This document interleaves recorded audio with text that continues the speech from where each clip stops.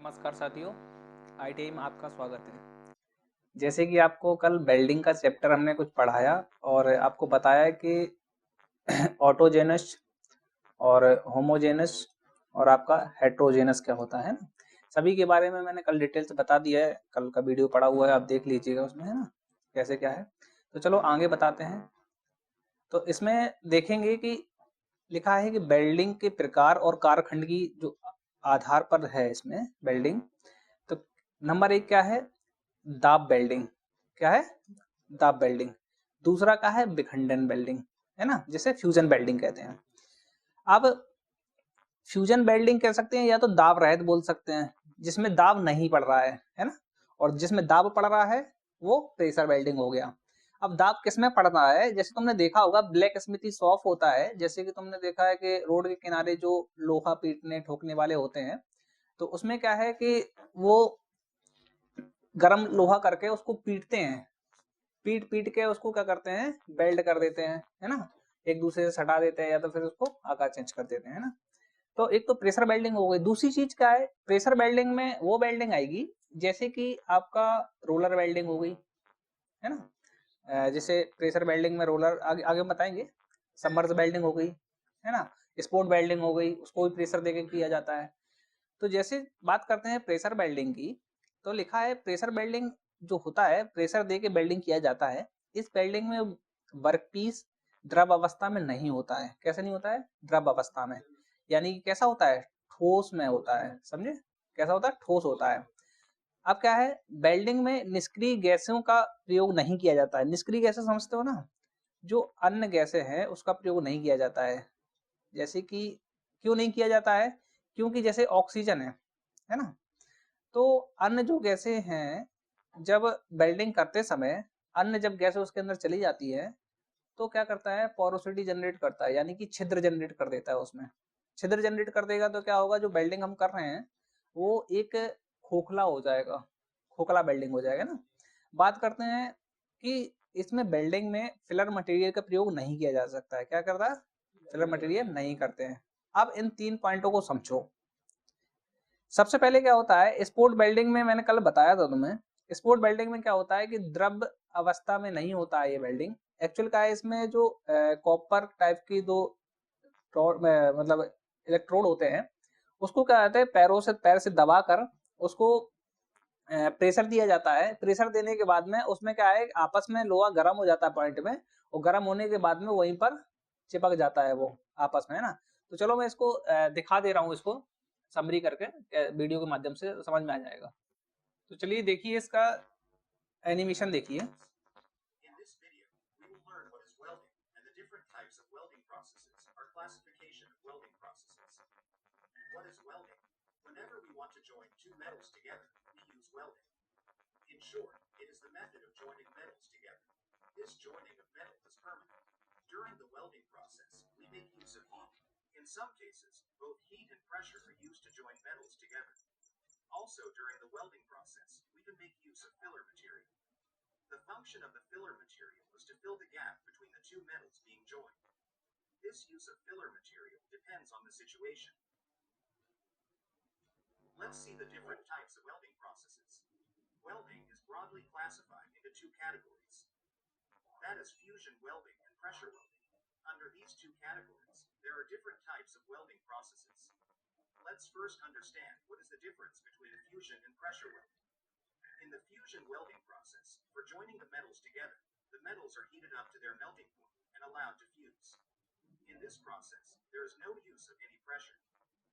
Whereas, in the अच्छा, इसमें देख पा रहे होगे कि ये जो ब्लैक कलर का जो सिलेंडर है ये ऑक्सीजन सिलेंडर होता है, ठीक है। और ये जो मैरून कलर का दिख रहा है ये एसिटिलीन सिलेंडर हो गया। किसका? एसिटिलीन गैस का। समझ पा रहे हो ना। और ये जो दिए हैं, ये वाला पॉइंट दिया, ये वाला पॉइंट दिया, ये प्रेशर है। ये जो वाला बॉल्ब होता है ये वाला, ये होता है इनलेट बॉल्ब, ये होता है आउटलेट बॉल्ब, ठीक है। ये वाला बॉल्ब दर्शाता है ये सिलेंडर में कितनी गैस है, और ये वाला बॉल्ब दर्शाता है कि यहाँ से कितना प्रेशर जा रहा है इसके अंदर, है ना। तो इसमें भी दो ये टॉर्च बोलते हैं, फिलर टॉर्च बोलते हैं इसको। ये वाला जो बल्ब दिया है ये क्या है, ये जब इसको ऑन करेंगे तो क्या निकलेगा? एसिटिलीन गैस निकलेगी, है ना। जब ये ब्लैक वाले को ऑन करेंगे तो ऑक्सीजन गैस लगेगी। तो अब ये जो ये वाला जो स्पेस है ना, ये वाला, इसमें क्या है, ये दोनों गैसें क्या है, मिश्रण हो जाती हैं, ये दोनों मिश्रित हो जाती है। जब मिश्रित हो जाती है तो यहाँ के सारे मिक्स होके एसिटिलीन ऑक्सीजन एक रेशियो में मिलके यहाँ से बाहर निकल जाता है ना। और सेम इसका प्रोसेस है। ऑक्सीजन में क्या है कि ये सिलेंडर का प्रेशर दिखाता है और ये जो कितना प्रेशर से जा रहा है वो दिखाता है, ठीक है। तो देखो आगे, whereas in the pressure welding process we make use of external pressure along with some heat to join the metals together. Generally, the heat used during this process is below the melting point of the metals being joined. Here, इसमें क्या है कि ये वाला point है और ये वाला पॉइंट है, ये दोनों क्या है, हीट जनरेट करते हैं। हीट रहती है इसके अंदर, इसमें भी हीट रहती है। जब ये आपस में, ये वाली एक प्लेट और ये वाली प्लेट जब आपस में रखेंगे और इसमें इसके अंदर जब प्रेस करते हैं, प्रेस करने पे क्या होता है, ये हीट जनरेट करता है और ये आपस का जो मटेरियल होता है ये मेल्ट होके इसी में आपस में जुड़ जाता है। इसमें ना तो किसी फिलर रॉड की जरूरत होती है ना ही किसी मटेरियल की जरूरत होती है। देख पा रहे हो, देखो इसमें प्रोसेस।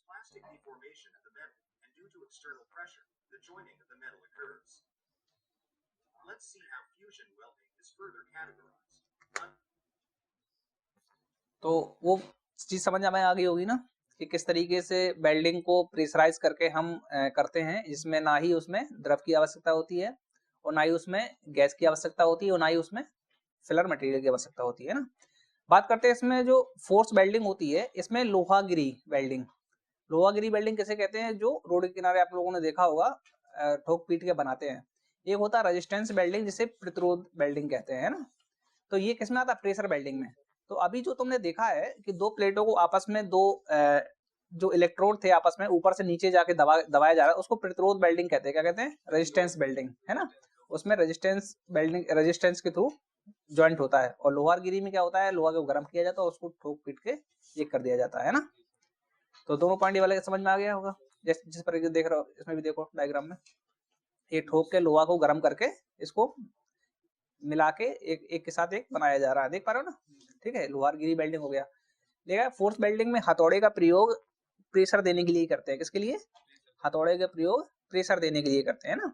फोर्स वेल्डिंग का सारा गुण प्रेशर वेल्डिंग का गुण होता है। कैसा होता है, प्रेशर वेल्डिंग का। फोर्स में क्या है, प्रेशर ही दिया जाता है तभी जाके वेल्ड होगा, अन्यथा स्टीम नहीं होगा। रेजिस्टेंस वेल्डिंग में इसका जस्ट अपोजिट होता है। कैसा होता है, प्रतिरोध वेल्डिंग में धारा का मान बढ़ाने पर ऊष्मा का मान बढ़ता है। धारा का मान बढ़ाने पर ऊष्मा का मान बढ़ता है। कैसे देखेंगे, इसका जो फॉर्मूला होता है H बराबर आई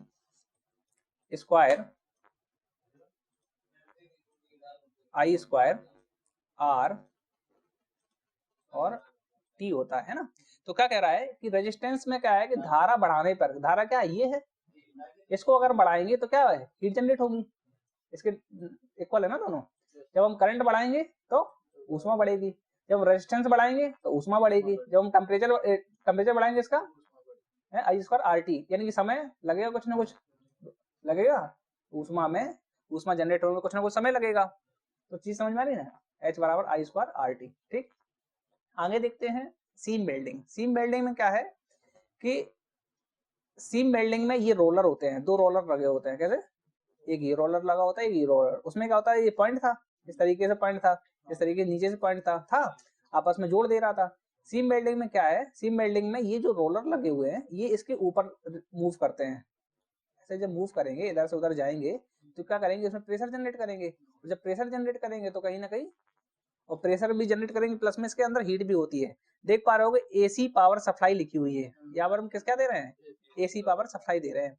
एसी पावर सप्लाई देंगे तो वेल्डिंग मटेरियल सीट जो है, ये भी एक सीट है और ये एक सीट है ना। इन दोनों में क्या है, हम एक तो इसको रोलर घुमा रहे हैं, एक इस वाले को, है ना। स्लाइडिंग कॉन्टेक्ट है, ये क्या है, स्लाइडिंग यानी कि ये मूव कर रहा है। कैसे, इस ऐसे यहाँ से ऐसे जा रहा है ना, ऐसे इस तरीके से।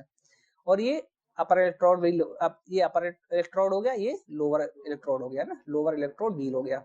समझ पा रहे हो दोनों चीजें। आगे देखो, नोट में बात करते हैं फ्लैश, बट, प्रोजेक्शन तथा प्रेशर बहुत कम प्रयोग किया जाता है। फ्लैश हो गया, बट हो गया और प्रोजेक्शन हो गया। इनमें क्या है, प्रेशर को बहुत ही कम दिया जाता है। बात समझ में आ रही ना। तो अगर हम बात करते हैं विखंडन यानी कि फ्यूजन वेल्डिंग की, तो फ्यूजन वेल्डिंग में क्या था, इस विधि में क्या है, वेल्डिंग किए जाने वाले किनारों को गर्म करके पिघलाया जाता है। इसके बाद फिलर को पिघलाकर डाल दिया जाता है ना। तो चलो इसको पहले डेमो देखेंगे जिससे आप लोगों को ये थ्योरी समझ में आ जाए। देखिए इसमें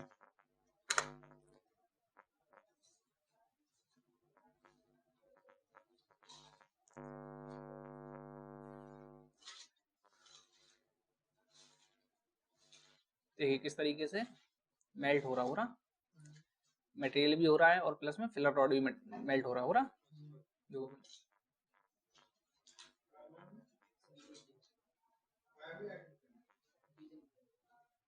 welding processes don't use a filler material. Such processes are called autogenous welds. If the material of the filler is the same metal used for the parent material, then it is called a homogeneous weld. The second type of fusion welding is gas welding. In gas welding, a strong, high-temperature flame is generated with the help of flammable gases. At the flame, the metal at the joint starts to melt. The molten metal is then joined to another metal workpiece. A filler material is also added to the molten metal to act as a binder. The molten joint is then allowed to cool and solidify. Many different combinations of gases is used to obtain a heating flame. The most common being oxygen acetylene flame. The third type of welding is thermite welding.